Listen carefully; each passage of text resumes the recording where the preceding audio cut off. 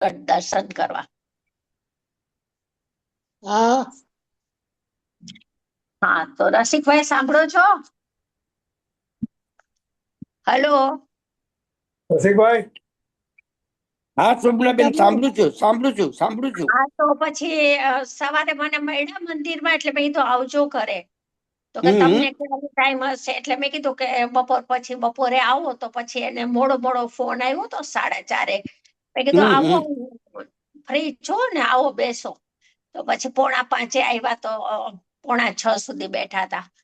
પણ બધી ચર્ચાઓ ઘણી થઈ, પણ એમનો બધો વીર્ય અને એનો પુરુષાર્થ આખો પ્રમાણ જ્ઞાનના વિષય ઉપર ઢળી ગયો છે એકદમ. બસ એ જ વસ્તુ છે ને, એ જ મુખ્ય છે. ઓલું તો જાણે દ્રષ્ટિનો વિષય સર્વોપરી છે, એ છૂટી ગયું. એ બરાબર છે, દ્રષ્ટિના વિષયમાં એ બધું બરાબર છે, એમ જ હોય. દ્રષ્ટિના વિષય તરીકે બરોબર, પણ જ્ઞાનમાં શું હોય? જ્ઞાનમાં તો આખું દ્રવ્ય થાય ને, દ્રવ્ય ગુણ પર્યાય આવે ને, એટલે પ્રમાણનો વિષય જે પક્ષાંતિક્રાંત થઈને જે ફળ આવે છે, એ ફળ એને એટલું બધું અગ્ર ને ઉપાધિ થઈ ગયું. પછી ઘણી બધી ચર્ચા થઈ સંસ્કારની. પછી પારિણામિક ભાવનો ખુલાસો કર્યો. મેં કીધું પારિણામિક ભાવ તો ઘણા શબ્દને કહેશો તમે, કયા પારિણામિક ભાવને લેશો? મેં કીધું ત્રિકાળી દ્રવ્યને કહેવાય, અનંત ગુણમયી છે એને. પછી મેં કીધું એને પરમ પારિણામિક કહેવાય, પણ ક્યારેક પારિણામિક એ શબ્દ આવે. પછી ગુણોને પારિણામિક કહેવાય, કારણ શુદ્ધ પર્યાયને પારિણામિક કહેવાય, ઉપયોગ લક્ષણને પારિણામિક કહેવાય, રાગની ને મિથ્યાત્વની પર્યાયને પારિણામિક કહેવાય, નવે તત્વોને પારિણામિક કહેવાય. તો હવે તમે પારિણામિક શબ્દ ઉપરથી તમે એનો ભાવ નહીં પકડો, શબ્દ તો એક જ રહેશે, પણ એના ભાવ અલગ અલગ થાય છે, એ નહીં સમજાય તો તમે ગોટે ચડી જાશો આમાં. પછી સંસ્કાર, હા, પછી અંદર દ્રવ્યને કારણ, ઈ અંદર યોગ્યતા છે ને, ઈ કારણ બનાવે. મેં કીધું ના, ભગવાન આત્મા સમયસરની 73 ગાથાનો આધાર આપ્યો, કરતા કારણ નથી. પછી કળશ ટીકાનો આધાર આપ્યો, 175 કળશ, 174 પ્રશ્ન થયો ને 175 પ્રસંગ એવો આ રાગાદી ભાવો થાય છે, જાણ્યું માયનું, તો એનો કરનાર કોણ છે? તો કે એનો કરનાર, હા, અંતર્ગર્ભિત પર્યાયની પરિણામન શક્તિ. મેં કીધું એ અંતર્ગર્ભિત એટલે જો તમે અંતરની લેવા જાઓ, અંદરમાં કોઈ પારિણામિક ભાવ પડ્યું છે, મેં કીધું એ મેળ નહીં ખાય. જ્ઞાનના વિષયમાં પણ મેં કીધું અંદર કોઈ કારણ, શ્રદ્ધા અને જ્ઞાનને બેને છોડી દો, એમાં કોઈ કરતાપણું કે કારણપણું દ્રવ્યમાં નથી. ઘણી વખત કીધું કે 13મી ગાથાના પ્રવચનો વાંચો. અને મેં કીધું જયસેન આચાર્ય ભગવાનની 102 ગાથાનો આધાર આપ્યો, ક્ષણિક ઉપાદાનના બે ભેદ, ત્રિકાળી ઉપાદાન, ક્ષણિક ઉપાદાન. ક્ષણિક ઉપાદાનના બે ભેદ, શુદ્ધ ઉપાદાન ક્ષણિક અને અશુદ્ધ ઉપાદાન. મેં કીધું મિથ્યાત્વ અને રાગ છે, તો એને અશુદ્ધ ક્ષણિક ઉપાદાન કીધું. હવે ઉપાદાન શબ્દ જ એવો છે કે સ્વતંત્ર, સ્વયં પોતાના પુરુષાર્થને બળથી પર્યાય પ્રેક્ટી. એનો આ વિશ્વમાં કોઈ કરનારે નથી, કરતા નથી ને કારણ નથી. કરતાનો પ્રશ્ન નથી, એને કારણ પણ એ કે અંદર. પછી યોગ્યતાનો પ્રશ્ન કર્યો, યોગ્યતા એટલે શું? મેં કીધું જુઓ, જ્ઞાનીઓ આવો અરૂપી સ્વભાવને સમજાવે કેવી રીતે? ગુરુદેવ એક દ્રષ્ટાંત આપે છે રેશમની દોરીનો, કે રેશમની દોરીમાં ગાંઠ વાળી, હવે ગાંઠો છોડી દીધી આપણે, તો દોરી તો સીધી થઈ ગઈ, છતાં પણ જ્યાં ગાંઠ વાળી હોય ત્યાં જરાક એવું આપણને રહી ગયેલું દેખાય. તો મેં કીધું આ તો સ્થૂળ દ્રષ્ટાંતો છે બધા, ઓલું તો સમજાવી ન શકાય, જ્ઞાની જ્ઞાન દ્વારા જાણી શકે છે. પછી કે જ્ઞાનનો વિષય તો છે ને, મેં કીધું હા, જ્ઞાનનો વિષય છે, પણ એ શ્રદ્ધાના વિષય પછી, અને તમારે સમજવું હોય તો એક વખત સમજી લ્યો, સમજીને એને પેટીમાં આવે સંક્ષિપ્ત કરીને રાખી દો. હવે વારંવાર તમારું વીર્ય અને પુરુષાર્થ દ્રવ્ય દ્રષ્ટિનો વિષય શું છે ત્યાં જ લાગવું જોઈએ. પછી સંસ્કારની વાત કરી કે આ સંસ્કાર અંદર પડ્યા હોય તો ઈ કે આ થાય છે ને સમ્યક દર્શન. મેં કીધું ના, બરાબર. સંસ્કાર તો પર્યાયના છે ને પર્યાય જ દ્રવ્યમાં નથી. પેલી વાત તો બરાબર. એ છે. તો મેં કીધું અહીંયાથી તો ઉપડવાનું છે ને એને મેં કીધું પરિપક્વ કરવાનું છે. સંસ્કાર ઉપર મેં કીધું પૂજ્ય ભાઈ શ્રી ના કહેતા સંસ્કારના ભરોસે દેવા જેવું નથી. અને જે સંસ્કારને જુએ છે એ પરિણામને જુએ છે કે સંસ્કાર તો નાખીએ ને આપણે એટલે પર્યાય બરાબર. દ્રષ્ટિ છે. મેં કીધું એમાં સંસ્કાર મારા દ્રવ્યમાં શું ખામી છે? અનંત ગુણનો ચૈતન્ય પિંડ હું વર્તમાનમાં ભગવાન, એને સંસ્કારની જરૂર છે કાંઈ? દ્રષ્ટિ જ્યાં બરાબર. દેવાની છે એ વિષયને આગળ કરો. પછી બરાબર. ઘણી બધી ચર્ચાઓ આ રીતે થઈ. પછી મેં કીધું કે તમને જ્યારે પ્રશ્ન કાંઈ બી થાય તો મને પૂછજો. હું બપોરે ફ્રી હોઉં છું. કોઈ સંકોચ ના રાખતા. ઈ કે બેન મારી કાંઈ આમાં મેં કીધું તમારી ઊંધો અભિપ્રાય જ છે અને તમારે જ્ઞાનીની સાથે ચાલવું જોશે. ઈ શોભનાબેન ઈ કોઈને પૂછે નહીં, એનું સમાધાન પોતાની રીતે અંદર પોતે ગોઠવીને મેળવે છે. ઈ વાંધો છે. હા, પછી ઉત્પાદ વ્યય ધ્રુવ ને જે 76-77 ગાથામાં આવ્યું સમયસારમાં આપણે નિવર્ત્ય અને વિકાર્ય અને પ્રાપ્ય વિકાર્ય નિવર્ત્ય. પ્રાપ્ય વિકાર્ય નિવર્ત્ય. તો કે એનો અર્થ ને આનો અર્થ મેં કીધું બે એક જ છે. તો કે તો કેમ આવા શબ્દથી કીધું? મેં કીધું સ્થૂળ ઉપયોગ થઈ ગયો છે અજ્ઞાનીને. ઓલું સાંભળી લીધું ઉત્પાદ વ્યય ધ્રુવ. હવે એટલો સ્થૂળ છે તો જ્ઞાની એને એ જ વસ્તુને સમજાવવા બરાબર. એક સમયની પર્યાયમાં છે આ ત્રણેય ભાવો. રાઈટ. મેં કીધું સૂક્ષ્મ ઉપયોગ થાય, ઉપયોગને અંદરમાં કેળવણી કરે, એના માટે આવા અઘરા શબ્દ રાખી અને સમજાવ્યું છે કે ઉપયોગમાં તો તું સમજણમાં તો તારી એકાગ્રતા કેળવ. બરોબર. એવા બધા પ્રશ્ન અને આવી રીતના બધું સમાધાન ને આવી રીતના થયું. પછી તમે હવે આપણો મૂળ વિષય લ્યો. હે આપણો મૂળ વિષય લ્યો શોભનાબેન. બુંદ બુંદ માં અમૃત. હા, ચાલો. આ ભરતભાઈ કોણ? ભરતભાઈ રસિકભાઈ ના સાડા મારા શાળા છે, મારા બ્રધર ઇન લો. જેમ કમાવાના રસ આડે ખાવાનું પ્રયોજન ભૂલાઈ જાય છે. આ બધાને અનુભવ છે, લૌકિક અનુભવ છે. કામ હોય એવું જ નહીં. આપણા દીકરાનું લગ્ન થતા હોય ને ખરીદી કરવી હોય ને ત્યાં જવું હોય ને આમંત્રણ પત્રિકાઓ દેવી હોય ને એ લિસ્ટ બનાવવું હોય ને ઘણા હજાર કામ હોય તો ખાવાનું આ ભૂલાય શું? આખો ટંકે છૂટી જાય. ખાવાની પડી ન હોય. પેલા કામ એટલે ખાવાનું પ્રયોજન ભૂલાઈ જાય છે. આ આપણા બધાને કોઈ પણ એવા વિષયમાં આપણે એકત્રિત થઈ ગયા ને એવા આપણે માનો કે ક્યાંય સરસ ગાર્ડન જોવા ગયા તો ગાર્ડન જોવામાં 4 કલાક લાગી ગયા. ભૂખ ક્યાં ગઈ ખબર નથી. જમવાનું ક્યાં વયું ગયું યાદ ન આવે. કેમ કે રસ તળબોળ બીજા વિષયમાં થઈ ગયો તો એનો ઉપયોગ. એટલે આ બરાબર છે કે કમાવાના રસ આડે ખાવાનું પ્રયોજન ભૂલાઈ જાય છે. તેમ દ્રવ્યના રસ આડે શું કોહલી દૂરનો હીરો જ્ઞાનીઓ મૂકી ગયા. દ્રવ્યના રસ આડે એનું ઘૂંટણ રસીલો થઈ ગયો દ્રવ્યનો. એની મંડાણ ને મીટ દ્રવ્ય ઉપર મંડાઈ ગઈ. એની સ્થિરતા ને એકાગ્રતા દ્રવ્ય ઉપર થવા માંડી. દ્રવ્ય તે જ હું છું એવો રસ બસીલો ને રસ તરબોળ લાગ્યો ભગવાન. એની રુચિ એમાં ઓતપ્રોત થવા માંડી. રસ આડે આનંદનું પ્રયોજન ભૂલાઈ જાય છે.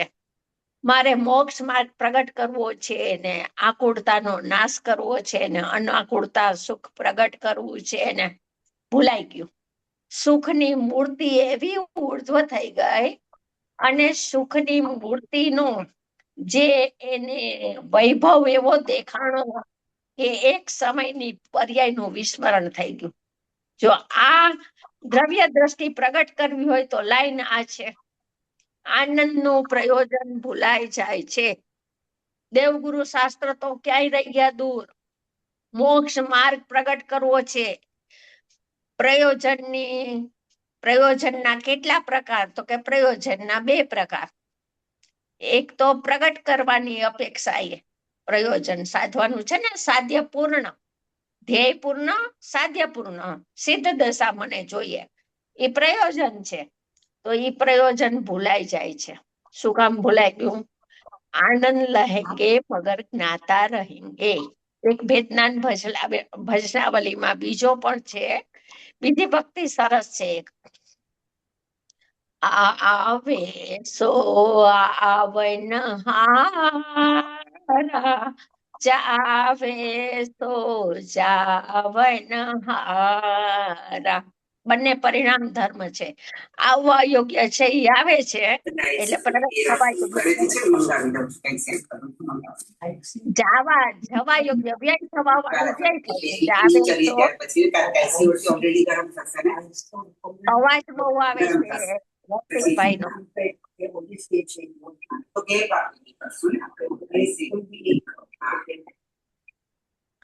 જાવે સો જાવન હારા. અવાજ જતો રહ્યો છે. મારે પાછું જઈશ તો પાછું વાંધો નથી, પણ મેં ચાલુ કર્યું છે રેકોર્ડિંગ. રેકોર્ડિંગ મારે રહેશે.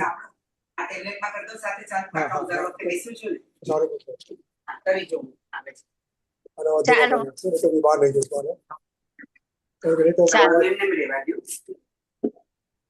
मुझे कुछ भी नहीं प्रयोजन जाने में जाने મારો અવાજ ઓલું કરી નાખું છું ને, અનમ્યુટ કરી નાખું છું, unmute. મને એ બંને ભાવો પ્રત્યે કોઈ પ્રયોજન નથી. કરી નાખું. તેમાં અહીંયા આનંદનું પ્રયોજન ભૂલાઈ ગયું ને, એમ પર્યાયના ઉત્પાદ વ્યય પ્રત્યેનું પ્રયોજન મને નથી. હું તો જાણું જાનનહારા, હું તો જાનનહારામાં મગ્ન છું, હું તો જાનનહાર છું ને, એમ લીધું તો પર્યાય આપોઆપ મગ્ન થઈ ગઈ. એટલે કે છે આનંદ લહેંગે મગર જ્ઞાતા રહેંગે. આનંદ તો પોતાથી આપને આપ સ્વયં આવે છે પર્યાયમાં. જે પરિણામની દ્રષ્ટિ દ્રવ્ય ઉપર થંભી ગઈ, તો એ પર્યાયમાં આનંદના ઝરણા તો સ્વયં ઝરે છે. તો આનંદ આવે છે એનું જ્ઞાન થાય છે, એટલે જ્ઞાતા રહેંગે. આનંદ લહેંગે એટલે પર્યાય આનંદને લે છે ને પર્યાય આનંદને ભોગવે છે. પર્યાય આનંદને પ્રગટ કરે છે ને પર્યાયનો ભોગતા ધર્મ ભોગવે છે. પ્રગટ થતા આનંદને વેદે છે. સ્વસંવેદન માન્ય છે ને, તો લે છે ને ભોગવે છે ને વેદે છે. તો હું શું કરીશ? તો કે હું તો જ્ઞાતા છું ને. એટલો થતી ક્રિયાનો જ્ઞાતા, પ્રગટ થતી ક્રિયાનો જ્ઞાતા, આવતી ક્રિયાનો જાતા, વધઘટ થતી ક્રિયાનો જ્ઞાતા, જતી વ્યય થતી ક્રિયાનો જ્ઞાતા. બસ જ્ઞાતા જ્ઞાતા જ્ઞાતા. એવા જ્ઞાતા સ્વભાવમાં સ્થિર થઈ ગયો તો આનંદના પ્રયોજન પ્રત્યે ઉદાસીનતા રહે છે. આને કહેવાય જ્ઞાની. આ જ્ઞાનીનું લક્ષણ ચિહ્ન છે. આનંદ પ્રત્યે પણ ઉદાસીનતા. તો રાગની ને રાગના રસની ને દેવગુરુ શાસ્ત્ર પ્રત્યેની ને શું વાત કરીએ આપણે જ્ઞાનીની? કેટલો ઉદાસીન હશે. આનંદની પર્યાયનું આનંદ ભોગવાય છે, જે અપૂર્વ અને અતિન્દ્રિય છે, મોક્ષ માર્ગ પ્રગટ થયો છે, એના પ્રત્યે ઉદાસીન છે, અને સ્વભાવમાં આસીન અને ઠરી ગયો છે. સ્વભાવમાં સ્થિરતા પ્રગટ થઈ ગઈ છે, લીનતા પ્રગટ થઈ ગઈ છે. તો કે છે આનંદના પ્રયોજન પ્રત્યે પણ ઉદાસીનતા રહે છે. ચાલો હવે આપણે 95 નંબરનો બોલો. આ તો બોલ થઈ ગયો તો પણ થોડું વિશેષ લીધું.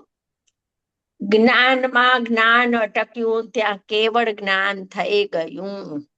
શું કે છે? જ્ઞાન પેલો શબ્દ, જ્ઞાનમાં જ્ઞાન અટક્યું. અટક્યું એટલે સ્થિર થયું, લીન થયું.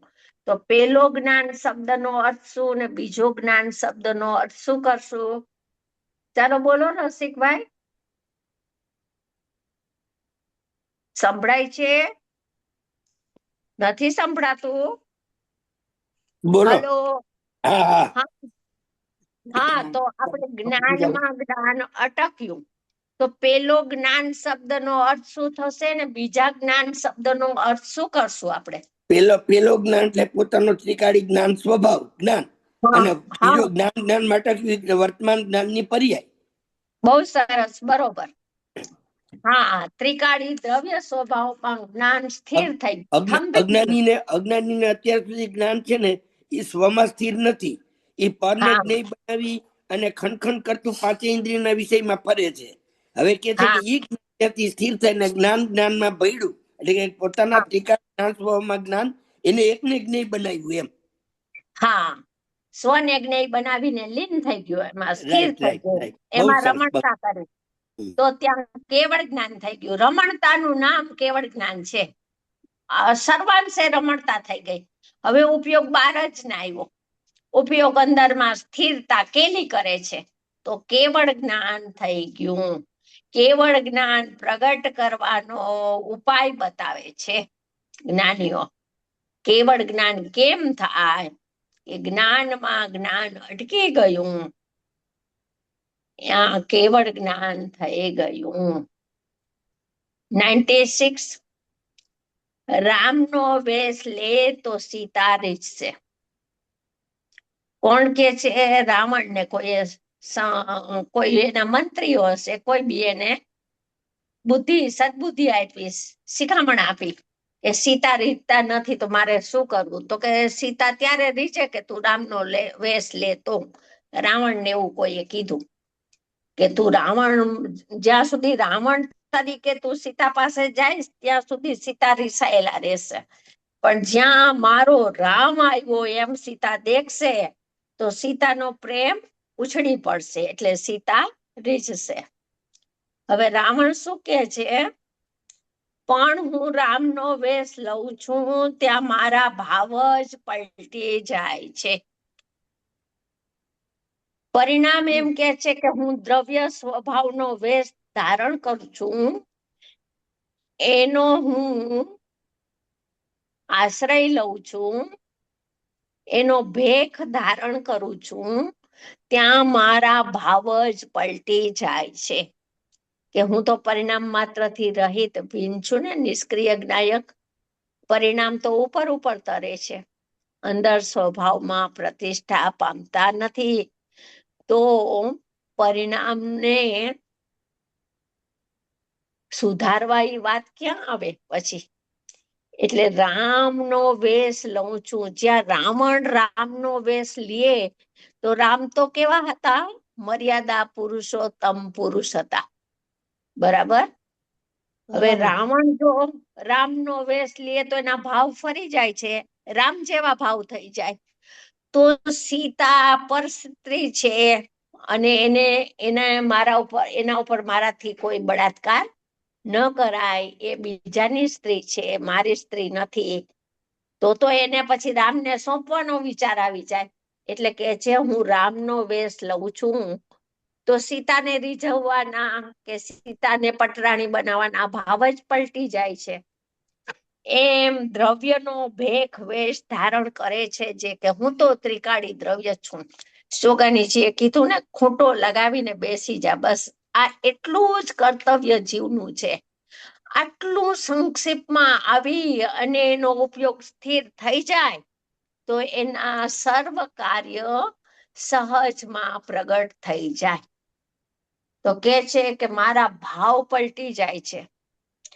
દ્રવ્ય સ્વભાવમાં જે બેઠો એની નજર દ્રવ્ય સ્વભાવ ઉપર છે, તો દ્રવ્યનો વેશ લેતા કે હું તો ત્રિકાળી અખંડાનંદ અનંત ગુણનો ચૈતન્ય પિંડ છું, તો પર્યાયને સુધારવું એવો ભાવ જ રહેતો નથી.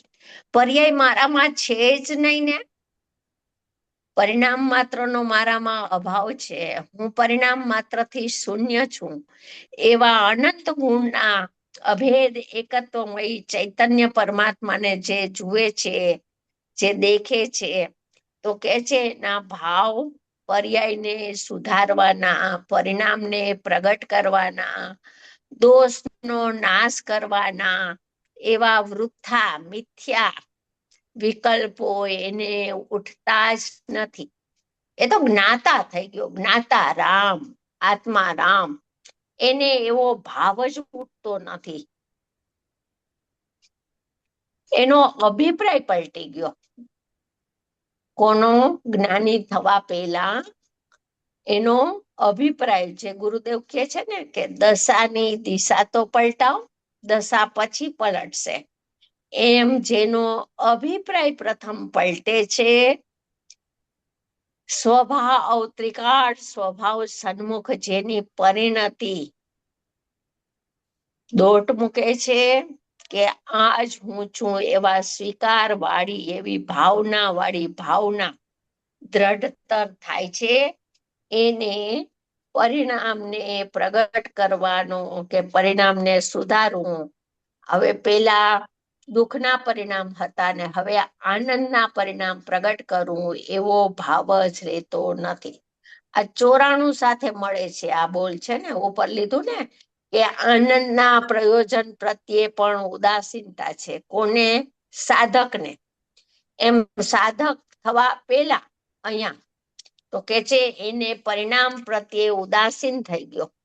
કોઈ પરિણામને ફેરવવા, લાવવા, મૂકવા, છોડવા એ ભાવ જ નથી. એ તો નિષ્ક્રિય, પરમાત્મામાં નિષ્ક્રિય રીતે સ્વભાવે બેસી ગયો. ચાલો આમાં કોઈને કઈ પૂછવું હોય તો પૂછો, નહીં તો 97 આપણે જશું. હવે 97. બરાબર છે. જેમ કોઈ પુરુષ પરણેલો છે તેની નજર બાળકો ઉપર જાય છે કે કેટલા બાળકો છે, તેમ આત્માને કરતા માને તેની નજર કર્મ ઉપર જ જાય છે, તેનું ફળ સંસાર છે. આખો કર્તા કર્મ અધિકારનો સાર કીધો આ બોલમાં. જેમ કોઈ પુરુષ પરણેલો છે, બાળકો તો પરણેલા પુરુષના જ હોય ને, અપરિણિત પુરુષના ન હોય. એટલે જેની મિસિસ આવી છે એના બાળકો છે એનો વિસ્તાર છે, પરણ્યો છે એનું ઘર પરિવાર ને કુટુંબ વિસ્તાર છે. તો એની નજર કેટલા બાળકો છે, કોઈ બહારથી આવે તોય પૂછે તમારે શું બાળકો છે, કેટલા બાળકો છે, કેમ કે પરણેલો છે એને પૂછી શકાય, પણ અપરણેલો હોય એને પૂછાય કે તમારે કેટલા બાળકો છે? ના પૂછાય. એ અવિવેક ભરેલો પ્રશ્ન છે. અને પરણેલાને પૂછે તો એ વિવેક કહેવાય કે કેટલા બાળકો છે, સારું લાગે સામાન્ય. તેમ એની સાથે કહે છે આત્માની, આ મોટો દોષ બતાવે છે, આત્માને કરતા માને તેની નજર કર્મ ઉપર જ જાય છે અને તેનું ફળ સંસાર છે. આત્માને જ્ઞાતા ન માયનો, આત્માને જાણનાર જ્ઞાયક ન માયનો, આત્માને કરતા માયનો. તો કરતા માને, પોતાને કરનારો માને, એની નજર પરિણામ ઉપર જ હોય. એટલે કરતા કર્મની ભ્રાંતિ જ શરૂ થાય. કરતા કર્મનું જ્ઞાન જ્ઞાનીને હોય અને અજ્ઞાની જો પોતાને, ઈ તો કરતા કર્મનું એને સમ્યક પ્રકારે જ્ઞાન થયું છે જ્ઞાનીને, અને અજ્ઞાની પણ જ્ઞાનીના ચાડા કરવા જાય, એની નકલ કરવા જાય અને પ્રથમથી જ આત્માને કરતા માને તો એની નજર એટલે કાર્ય ઉપર, ફળ ઉપર નજર છે. તો એનું ફળ સંસાર છે. એ મોક્ષ માર્ગમાં કદી પ્રવેશી શકશે નહીં. કેમ કે આત્મા જાણનાર, આત્માને કરનાર માયનો મહા ભયંકર મોટો દોષ, મિથ્યાત્વનો સ્થૂળ દોષ. જાણનારને કરનાર માનવો એ કોઈ નાની સૂની ભૂલ નથી, એ અનંત સંસારના પરિભ્રમણનું કારણ છે, જાણનારને કરનાર માનવો. અને બીજી ભૂલ, કર્મ પરિણામ ઉપર નજર જાય છે. કરનાર માને એની નજર તો કાર્ય ઉપર જ જાય ને, કરતા કર્મ. કર્તાનું કર્મ શું? તો કે હું કરતા, રાગ મારું કર્મ, હું કરતા ને પરિણામ મારું કર્મ, એમ કર્મ ઉપર પણ જીવને એ પરિણામ ન હોય. જીવ અધિકારમાં છે ને પૂજ્ય ભાઈ શ્રી બોલે છે, અકર્તાને કોઈ કર્મ ન હોય, જીવને પરિણામ ન હોય એવો જીવ દ્રષ્ટિમાં આવે છે. એમ અકર્તાને કોઈ કર્મ નથી. ન તો નિશ્ચય રત્નત્રયના પરિણામ કર્મ છે, ન તો વ્યવહાર રત્નત્રયના પરિણામ કર્મ છે. કેમ કે હું તો અકર્તા છું ને, અકર્તા, અકારક, અવેદક એવો ત્રિકાળી જ્ઞાયક સ્વભાવ ભાવ એનું વચન છે ને, એટલે આત્માને અકર્તા માને છે તો એની દ્રષ્ટિ અકર્તા ઉપર રહે છે, તો એનું ફળ સમ્યક દર્શન અને મોક્ષ છે. અને જે આત્માને કરનાર માને છે, કરનાર તો છે નહીં, જેવો નથી એવો માને છે તો જાણનાર, છે તો જ્ઞાયક અને માને છે કરતા. આખી વિપરીત દ્રષ્ટિ, ઊંધી દ્રષ્ટિ, ગુલાટ ખાઈ ગયો, સ્વભાવથી આખો વિપરીત પડી ગયો, ઊંધો પુરુષાર્થ. તો એની નજર કર્મ ઉપર, કાર્ય ઉપર જાય છે. આત્માને કોઈ કાર્ય જ નથી ને, એવો હું આત્મા છું, એમ જેને દ્રઢતા અંદરમાંથી સ્ફુરણા થાય, એની દ્રષ્ટિ દ્રવ્ય સ્વભાવ ઉપર જાય તો એનું ફળ મોક્ષ છે. બસ આ બે છે, સંસાર અને મુક્તિ. ચાલો આ બોલ પણ આપણો પૂરો કરીએ છીએ, અને આમાં કઈ પૂછવું હોય તો પૂછો.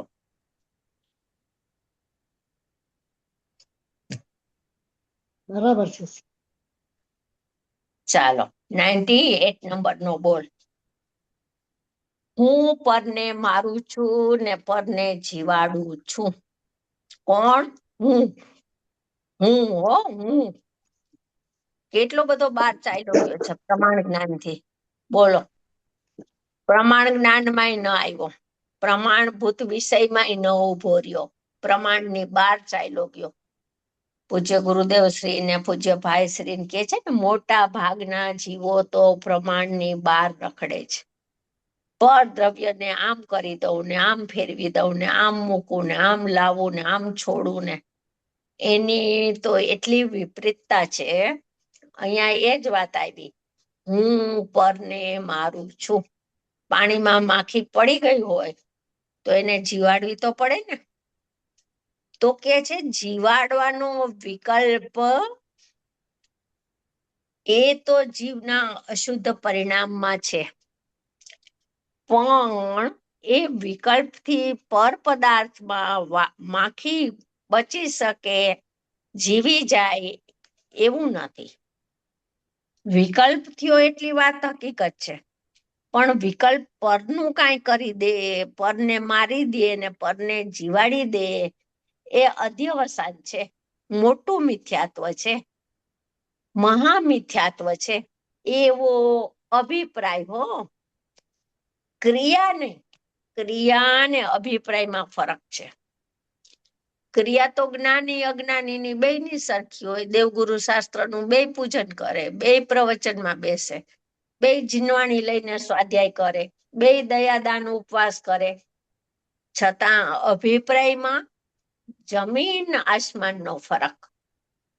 અભિપ્રાય ફરક છે. એક માને છે હું જ્ઞાતા જ્ઞાયક છું, જાણનાર છું, ને બીજો પોતાને કરનાર માને છે. અભિપ્રાય મોટો ગુલાટ મારે એવો ફેરફાર. તો કે છે અભિપ્રાયમાં અધ્યવસાન છે. હવે એના જેવું જ અધ્યવસાન હો, આ તો હું પરને મારું ને જીવાડું. આ સમયસારમાં બંધ અધિકારમાં લખેલું છે કે હું પર દ્રવ્યને મારું છું, પર દ્રવ્યને જીવાડું છું. તેના જેવો સમકક્ષી અધ્યવસાન કયું કીધું? હું પરને જાણું છું, હું ધર્માસ્તિકાયને જાણું છું, ધર્માસ્તિકાય મારા જ્ઞાનમાં જણાય છે. કરવું તો ક્યાંય ગયું હો, કરવાનું ભૂત તો મૂકી દીધું, કરતા બુદ્ધિનું લાકડું તો છોડી દીધું. જાણું છું ને જ્ઞેયો જણાય છે. તો કે જાણવાના બાના નીચે પણ એકત્વ બુદ્ધિ, એટલે કે છે હું પરને જાણું ગીતા છું અને પર પદાર્થો મારા જ્ઞાનમાં જણાય છે. ધર્માદિ દ્રવ્યો જણાય છે એ અધ્યવસાન છે. આના જેવું જ કીધું હો. બંધ અધિકારમાં સમયસારમાં ભાવબંધની પરાકાષ્ઠા બતાવી. કરું છું પરદ્રવ્યને એ અધ્યવસાન તો હજી જીવને સમજાય. પછી પરિણામને હું કરું છું એ પણ અધ્યવસાન છે, એ પણ જીવને સમજાય. જે જ્ઞાતામાં આવ્યો હોય ને, જ્ઞાયકમાં આવ્યો હોય ને, એને સમજાય કે આ કર્તા બુદ્ધિ પણ અધ્યવસાન છે. પણ જાણનારો પરને જાણે એમાં શું દોષ? પોતે આખો સ્વભાવ સ્વ ચુકાઈ ગયો, છૂટી ગયો, ઈ એને મહાદોષ ભયંકર અજ્ઞાન ન લાગ્યું. એટલે હું પરને જાણું છું એ પણ અધ્યવસાન. આમાં તો 270 ગાથાના ભાવાર્થમાં તો 6 દ્રવ્ય જણાય છે એ અધ્યવસાન. જાણે છે એ સ્થૂળતામાં કાઢી નાખ્યું. જણાય છે, જાણતો તો નથી પણ જણાય છે, એ પણ અધ્યવસાન ભાવબંધની પરાકાષ્ઠા છે. એટલે સુધી લઈ ગયા બંધ અધિકારમાં. અહીંયા કે છે તેમ પર પદાર્થની જેમ પરિણામને ઉત્પન્ન કરું. આમાં શું દોષ લાગે? લાગે જગતને દોષ? ન લાગે. જે ન્યાય ભણે ને એને ખબર પડે. સ્વયં પ્રગટ થતા પરિણામને હું ઉત્પન્ન કરું. સ્વયં થાય છે ને, જે સ્વયંકૃત છે એને આત્મકૃત કેમ માને છે? જે પોતાથી જ થવા યોગ્ય થાય છે એનો કરનાર સ્વામી કેમ બને છે? એને ધણીપતું તો જોઈએ છે ને. એટલે પર્યાયને ઉત્પન્ન હું કરું. એનો ધણી બનવું છે, સ્વામી બનવું છે. અને વ્યય પણ હું કરું. આવા પરિણામ રાખવા જોઈએ ને આવા પરિણામનો નાશ કરવો જોઈએ. એ અભિપ્રાય પણ અધ્યવસાન છે. પાપ, મોટું પાપ, મહાભયંકર પાપ, અનંત સંસારનું કારણ, અનંત નિગોદમાં લઈ જાય એવું કારણ. ચાલો 98 બોલ પણ આપણે પૂરો કર્યો. એમાં કઈ પૂછવું હોય તો પૂછો. ન્યાય એમને ધર્માસ્તિકાઈનો દાખલો લીધો જ ને 270 ગાથામાં. તો હા, ન્યાય એટલે ધર્માસ્તિકાઈ અરૂપી છે એટલે ધર્માસ્તિકાઈનો લીધો. શા માટે ધર્માસ્તિકાઈનો જ દાખલો લીધો? હા, ધર્માસ્તિકાઈનો દાખલો લીધો ને કે ના, 6 દ્રવ્યમાંથી શા માટે ધર્માસ્તિકાએ ચૂઝ કર્યું આચાર્યએ? એટલે બીકોઝ ઇટ ઇઝ અરૂપી છે એટલે? હા, અરૂપી દ્રવ્યને જાણી નથી શકતો. જાણી ન શકે, અજ્ઞાની છે એને એનું સમ્યક પ્રકારે જ્ઞાન ન થાય. પણ અરૂપી દ્રવ્ય સંબંધેનો ઈ વિકલ્પ કરે છે અજ્ઞાની. કેવી રીતના? કે કાળ દ્રવ્યનું સ્વરૂપ કેવું છે? તો કે કાળ દ્રવ્ય પરિણમનમાં છે એ દ્રવ્યમાં પરિણમનમાં નિમિત્ત થાય. આકાશ દ્રવ્ય છે એ દ્રવ્યોને જગ્યા આપે. અવગાહન શક્તિ એનો વિશિષ્ટ ગુણ છે. ધર્માસ્તિકાય તો કે સ્વયં ગતિ કરતા જીવ પૂતગલને નિમિત્ત છે. તો જીવ પૂતગલ ગમન કરે છે તો એના ઉપરથી નક્કી થયું કે ધર્માસ્તિકાય નામનું તત્વ અહીંયા છે, કેમ કે ઈ નિમિત્ત છે. તો ધર્માસ્તિકાય જણાતું નથી પણ ધર્માસ્તિકાય સંબંધેનો વિકલ્પ કરે છે. અને અજ્ઞાની એ વિકલ્પને કર્મ બનાવે છે. વિકલ્પ કર્મ, જ્ઞાન કર્મ ન બન્યું. વિકલ્પો ઉઠતા થતા વિકલ્પ બધા એને કર્મ બન્યા. તો જે કર્મ બન્યું એમાં એકત્વપણું થયું તો એ વિકલ્પમાં એકત્વ એનું નામ અધ્યવસાન. પર પદાર્થ સાથે અધ્યવસાન ન થઈ શકે. પણ પર પદાર્થને જાણીને એને જ જ્ઞેય બનાવ્યું. એટલાને જ જ્ઞેય બનાવવામાં જ્ઞાન રોકાઈ ગયું અને સ્વભાવ આખો ચુકાઈ ગયો, છૂટી ગયો. એટલે અધ્યવસાન નામનો દોષ ઉભો થયો. જો સ્વભાવને જાણતા જાણતા ધર્માસ્તિકાઈને જાણે તો વ્યવહાર આવે. જ્ઞાની થઈ ગયો તો નિશ્ચયપૂર્વકનો વ્યવહાર લાગુ પડે. એને અધ્યવસાન નથી. અધ્યવસાન અજ્ઞાનીને જે સ્વભાવ જ્ઞાયક જાણવાનો હતો એ છૂટી ગયો. જેમ કે કીધું સમયસારમાં, કઈ ગાથામાં કીધું છે? એક તો 122 નંબરનો શ્લોક છે, એમાં શુદ્ધ નહીને છોડે તો બંધ અને શુદ્ધ નહીને ગ્રહે તો મોક્ષ.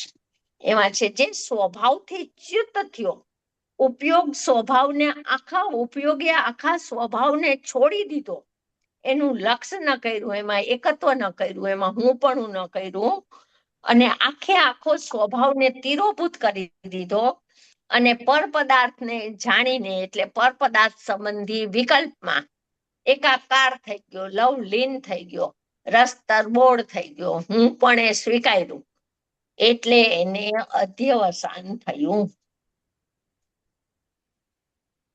એટલે ત્યાં આગળ પૂતગલનો દાખલો ન લીધો આચાર્યએ, કોઈ જડનો દાખલો ન લીધો, પણ ના, ધર્માસ્તિકાઈનો જ નથી. લીધો. પણ શું કામ કે ધર્માસ્તિકાઈને કોણ જાણે? જે જૈન હોય, સર્વજ્ઞ અનુસારી હોય, 6 દ્રવ્યને માનતો હોય, એવો હોય ને, એવો હોય. 6 દ્રવ્યને તો માયના સ્વીકાર્યા, એમાં 6 દ્રવ્યને માનવામાં વાંધો નથી. તો એવો જીવ છે એ ધર્માસ્તિકાઈ શું છે? તો કે અરૂપી દ્રવ્ય છે, તો એના સ્વરૂપનો વિચાર કરે છે. સમજાણું? ધર્માસ્તિકાયનું સ્વરૂપ શું છે, અધર્માસ્તિકાયનું સર્વજ્ઞ ભગવાને સ્વરૂપ શું કીધું છે, એમ અરૂપી દ્રવ્યનો નિર્ણય કરે છે. તો અરૂપી દ્રવ્ય તો અહીંયા છે નહીં, છે તો ખરા, લોકમાં વ્યાપ્ત છે, પણ છતાં એમાં એકત્વ કેવી રીતના એ કરે છે, એને અધ્યવસાન કેવી રીતના થાય છે, મિથ્યાત્વનું પાપ એને કેમ થાય છે? તો કે એને ધર્માસ્તિકાય સંબંધી વિકલ્પમાં એકત્વ કર્યું, એટલે મિથ્યાત્વનું અધ્યવસાનનું પાપ લાગ્યું. અહીંયા એમ કીધેલું છે 270 ગાથામાં.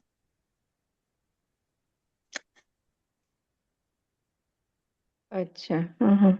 એટલે વાસ્તવમાં તો એમ જ છે ને બેન, મને એમ થતું હતું કે આત્મા એ અરૂપી છે અને ધર્માસ્તિકા એ અરૂપી છે, એટલે હા, તો ઈ બે હિસાબે ના, અરૂપી તો બેવું છે. હા, એટલે એક એટલા માટે ઈ દાખલો બેસે બરાબર, એટલા માટે. પૂતગલ દ્રવ્ય જ રૂપી છે. રૂપી તો એક જ પૂતગલ દ્રવ્ય છે, પણ અરૂપીનો નિર્ણય તો કરે ને. 6 દ્રવ્યનો પેલા આપણે નથી 6 દ્રવ્ય છે એમ સ્વીકારવા. આપણે આમ સિદ્ધાંત પ્રવેશિકા ભણીએ તો વિશ્વ કોને કહે છે? તો કે 6 દ્રવ્યના સમૂહને વિશ્વ કહે છે. તો 6 દ્રવ્યના નામ શું? તો આપણે ભણીએ તો પેલા એમ જ હોય ને પ્રાથમિક ભૂમિકામાં.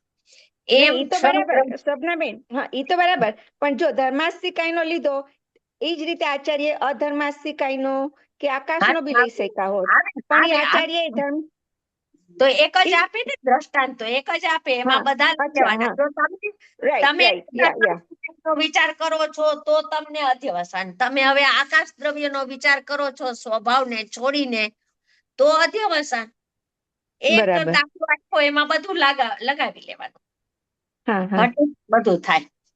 ચાલો, 999 ઉપર આપણે આવ્યા.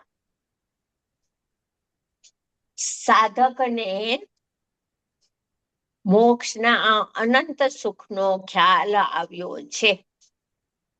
પહેલામાં પેલી વાત કરે છે સાધકને, કેમ કે જેને સર્વગુણાંસ્તે સંકિત પ્રગટ થયું છે, સુખનો નમૂનો ને આસ્વાદ આવ્યો છે, એને મોક્ષનો અનંત સુખ, જેને અલ્પ સુખની રસાસ્વાદન થયા છે, અલ્પ સુખની સર્વાણી પ્રગટી છે, એને ખ્યાલ આવે છે કે મોક્ષનો અનંત સુખ મોક્ષમાં કેવું હશે.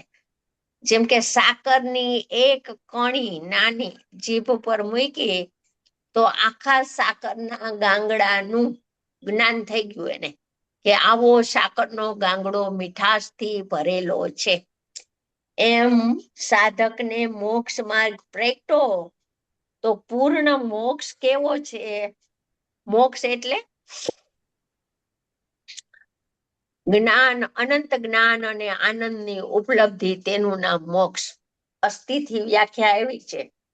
પછી 8 કર્મનો અભાવ ને એ બધી નાસ્તિની વ્યાખ્યાઓ છે. હા, એટલે અનંત સુખ, અનંત આનંદની ઉપલબ્ધિ, એનું નામ મોક્ષ.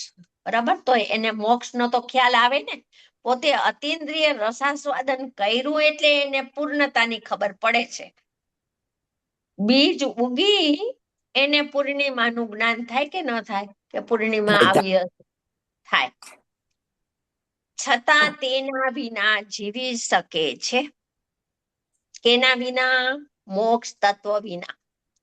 મોક્ષ માર્ગ પ્રગટો, છતાં મોક્ષ નથી, મોક્ષનું જ્ઞાન થયું પણ મોક્ષ વર્તમાનમાં પ્રગટ થયો નથી, છતાં જીવી શકે છે. એ પ્રતાપ ભિન્નતાના ભાનનો છે. મોક્ષ નથી છતાં આકુલિત નથી થતા જ્ઞાની. ઉતાવળ નથી કરતા, પ્રમાદ નથી સેવતા, સંતોષાતા નથી. નિર્વિઘ્નપણે સ્વરૂપની સાધના નિરંતર દિવસ રાત કર્યા કરે છે. તો એ મોક્ષ નથી, પણ મોક્ષ પ્રગટ નથી થયો છતાં જીવી શકે છે. એ પ્રતાપ, એ બધો ફળ કેને જાય છે? તો કે ભિન્નતાના ભાનનો છે. મિથ્યાત્વ વયું ગયું ને, મોટામાં મોટો આશ્રવ જીતાઈ ગયો. અનંત સંસારના કારણને જીતી લીધું એને. હવે અલ્પ સંસાર જીતવાની એને ખબર પડી ગઈ કે અલ્પ સંસારને કેમ જીતવો હવે. એટલે બિલકુલ આકુલિત નથી થતા, બિલકુલ ખેદ ખિન્ન દુખિત નથી થતા. હવે જો આશ્રવથી ભિન્નતા ભાસી ન હોત તો સાધકપણાનો કાળ કાઢવો બહુ તકલીફ વાળો થઈ જાત. આશ્રવ છે એ તો બધા કર્મજન્ય, કર્મકૃત ભાવો છે, અનાત્મ ભાવો છે, દુઃખદાયી ભાવો છે, પર સ્વભાવો, પર સમય છે, પર પરિણતિ છે. એમ અનેક અનેક શબ્દોથી સમયસારમાં તો કેટલું આવે. હવે આશ્રવ ભાવથી ભિન્નતા ભાસી ગઈ. હું તો જીવ તત્વ છું, નવે તત્વોથી ભિન્નતા ભાસી ગઈ, છતાં અહીંયા તો મેન આશ્રવથી ભિન્ન. તો હવે અસ્થિરતાના આશ્રવ છે સાધકને તો, પણ એનાથી પોતાને ભિન્ન અનુભવે છે. આશ્રવ ભિન્ન અને હું ભિન્ન, કર્મ ચેતના ભિન્ન ને જ્ઞાન ચેતના ભિન્ન. એમ પોતાને જુદાઈ ભાસે છે. ભિન્નતા તો સદૈવ નિરંતર રહે છે. એટલે જુદાઈ છે એટલે ખબર છે કે આશ્રવો કાંઈ મારામાં થતા નથી અને મારે એનો નાશ કરવો નથી. હું તો મારા સ્વભાવમાં એકાગ્ર થઈને રહું છું. એમ સ્વભાવમાં જેટલો જેટલો રત રહે છે, એમ એમ આશ્રવોથી જ્ઞાની નિવૃત્તો જાય છે. એટલે સાધકપણાનો કાળ કાઢવો બહુ તકલીફ વાળો એને થતો નથી. એને આકુલતાય નથી અને પ્રમાદે નથી. એને હવે તકલીફ જ નથી. સ્વભાવમાં ઘર જોયું, અનંત અનંત સુખનો મઢેલો ગુણ જોયો, અનંત આનંદથી મઢેલો, સાદી અનંત કાળ જે પર્યાયોનો પ્રવાહ અનંત આનંદનો પ્રગટ થશે એવો આનંદનો ઢગલો જોઈ લીધો. હવે એને સાધકપણામાં ભલે અલ્પ આનંદ હોય, પણ એને હવે બિલકુલ તકલીફ થતી નથી. આશ્રવો કેવા આવે? ભરત ચક્રવર્તી રાજા 6 ખંડને જીતવા ગયા અને કેટલા હજાર વર્ષ સુધી લડાઈ માર્યા ને એને 66,000 કાંઈક, તો એને તકલીફ નહોતી થતી. શું કામ? આશ્રવોથી ભિન્નતા વર્તતી હતી. 6 ખંડમાં એકત્વ નથી, અખંડને સાધે છે. સોગાનીજીએ કીધું ને, 6 ખંડને સાધતા નથી જ્ઞાની. શું કામ? ભિન્નતા ભાસી ગઈ, જુદાઈ. ગમે તેવા ભાવ આવે, મારવા, કાપવાના, લડવાના, હું તો જુદો છું ને. જુદાઈ ભાસે છે નિરંતર. એટલે આશ્રવો ગમે તેવા ભાવ, ખબર છે સંયોગી ભાવ છે, એનો ફેરફાર કરનાર આત્મા નથી. સંયોગી ભાવ જે થવાના છે એને રોકનાર આત્મા નથી. એનો નાશ કરનાર હું નથી. ભાવો તો આવે છે ને જાય છે. હું તો એનાથી નિરાળો છું ને. નિરાળાપણાની વૃત્તિનું ઉત્થાન થઈ ગયું હવે એને. એટલે સાધકને આ કાળ કાઢવો બહુ મુશ્કેલ લાગતો નથી. ચાલો આ બોર્ડ થઈ ગયો આપણે. બરાબર.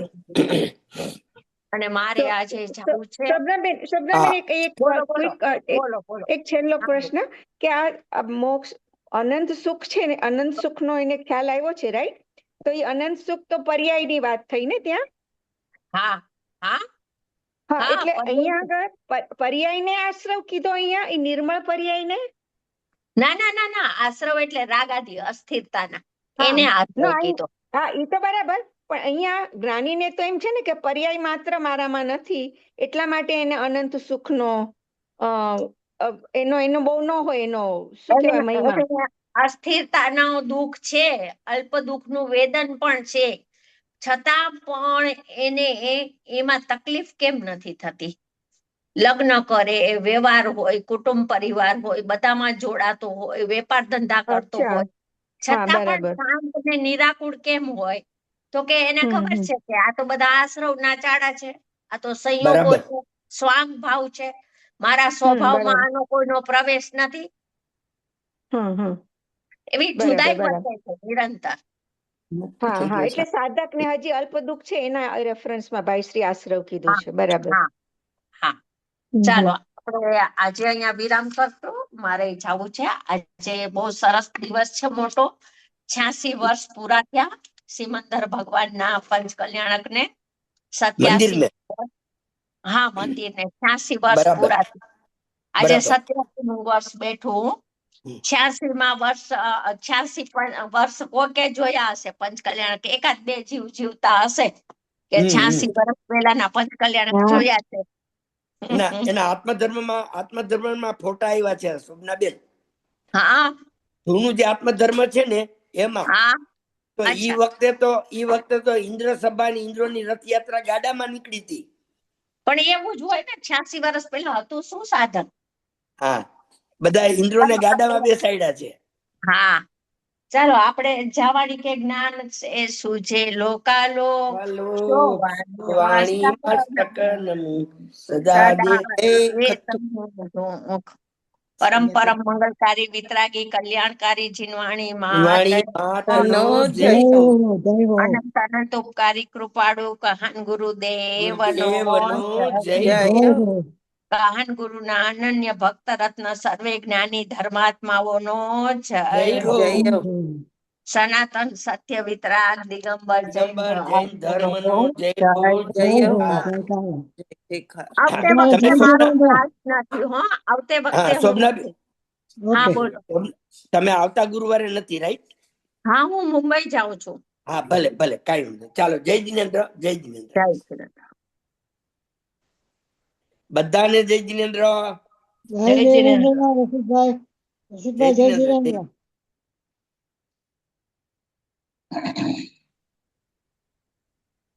મંજુબેન જય જિનેન્દ્ર. જય જિનેન્દ્ર. જય જિનેન્દ્ર. જય.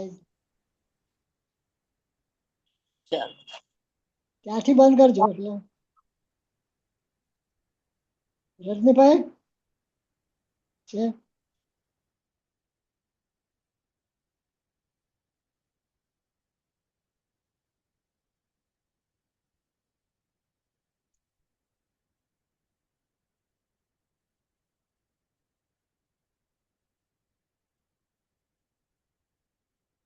રજની ત્યાંથી રેકોર્ડિંગ ને બધું બંધ કરજો.